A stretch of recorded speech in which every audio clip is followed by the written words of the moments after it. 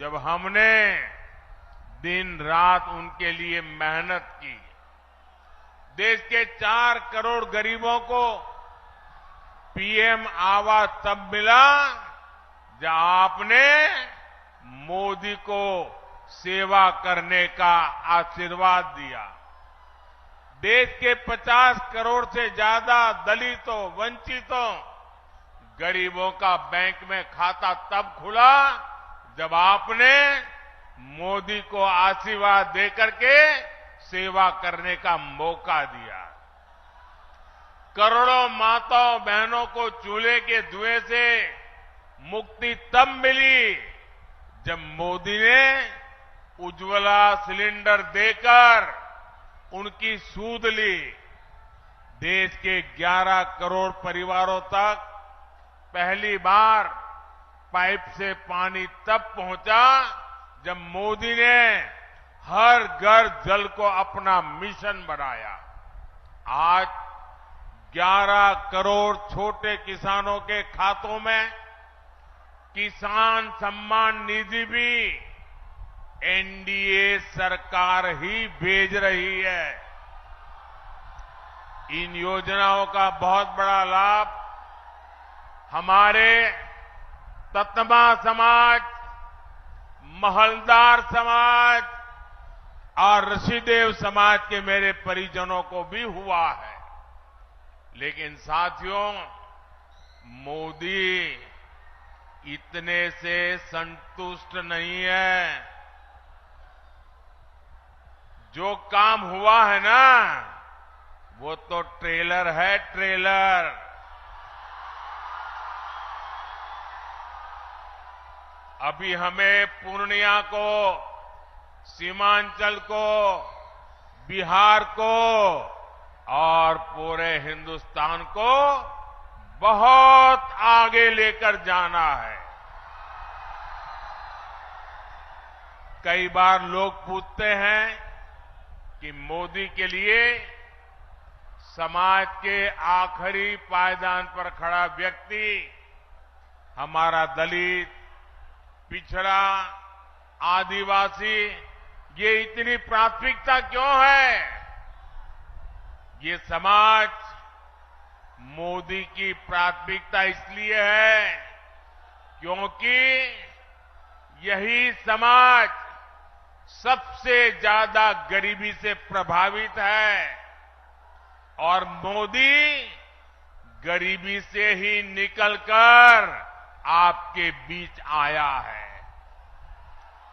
मोदी के ऊपर अपने इस समाज का, बाबा साहब का और उनके संविधान का बहुत बड़ा कर्ज है। इसलिए हमारी सरकार ने संविधान को एक श्रद्धा का स्थान मिले, संविधान को आस्था का स्थान मिले, संविधान के प्रति देश का प्रत्येक व्यक्ति समर्पित हो, संविधान की भावना को हर देशवासी तक पहुंचाने के लिए लगातार काम किया है। हमारी ही सरकार ने देश में संविधान दिवस मनाने की शुरुआत की। आज बाबा साहब के संविधान को सेलिब्रेट करने के लिए बच्चों के स्कूलों से लेकर सुप्रीम कोर्ट और संसद तक में कार्यक्रम किए जाते हैं और ये वर्ष तो बहुत विशेष है। इस साल संविधान के 75 वर्ष की शुरुआत हो रही है।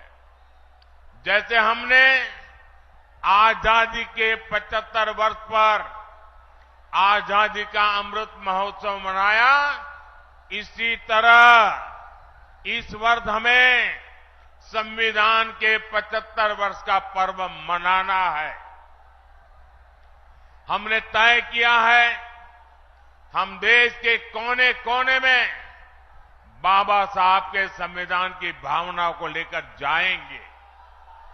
देश की युवा पीढ़ी को देश की गौरवशाली संविधान के निर्माण की प्रक्रिया उसके अध्याय उसका महत्व बताएंगे। लेकिन दूसरी तरफ वो लोग हैं जिन्होंने आपातकाल में संविधान को रद्द करने, संविधान को बंधक बनाने और संविधान को तोड़ने मरोड़ने का काम किया था। हमें याद रखना है, जो लोग सत्तावर सरकार को एक परिवार की मुट्ठी में रखना चाहते हैं, संविधान उनकी आंखों में हमेशा खटकता है। इसलिए अब ये लोग संवैधानिक व्यवस्था से हुए चुनाव के नतीजों को अस्वीकार करने की धमकी देने लगे हैं। लेकिन इनके मंसूबे कामयाब न हो, संविधान दलित, पिछड़ा, आदिवासी की ताकत बना रहे, इसके लिए हमें एकजुट होकर साथ खड़े रहना है। साथियों, अगले 5 वर्षों के कामकाज के लिए बीजेपी ने अपना संकल्प पत्र जारी किया है। इस संकल्प पत्र में मोदी ने गारंटी दी है,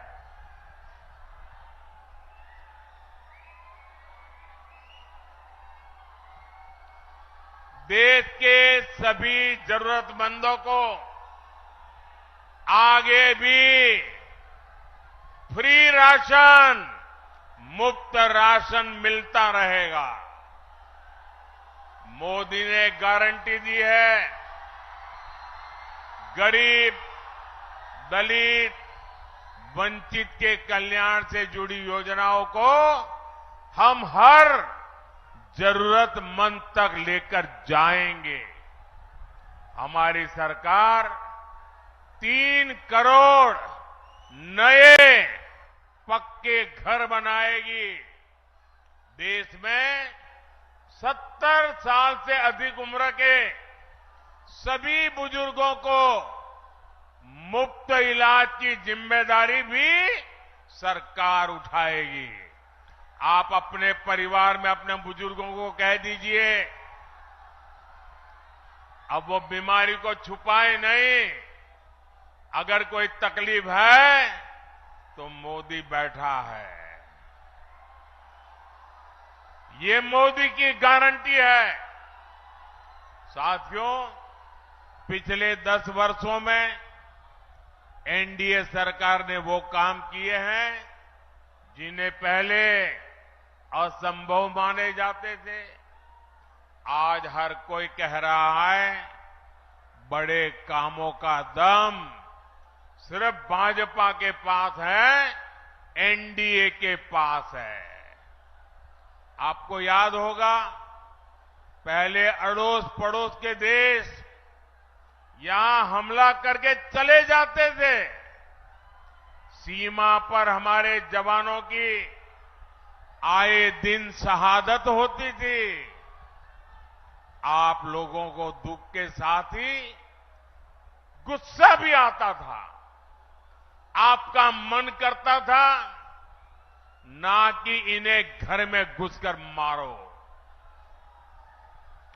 मोदी ने आपकी इच्छा का पालन किया और इसका नतीजा क्या हुआ? जो देश हमें आंखें दिखाता था, वो कटोरा लेकर के भटक रहा है।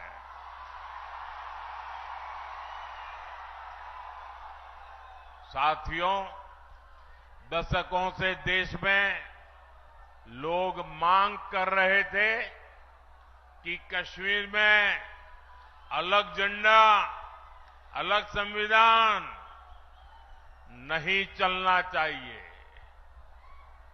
जो लोग दिन रात संविधान के नाम पर हमको गालियां देते हैं ना, इतने दशकों तक उन्होंने राज किया। आजादी के बाद उनके हाथ में सत्ता आई, अब तक आई, लेकिन उनमें हिम्मत नहीं थी कि बाबा साहब आंबेडकर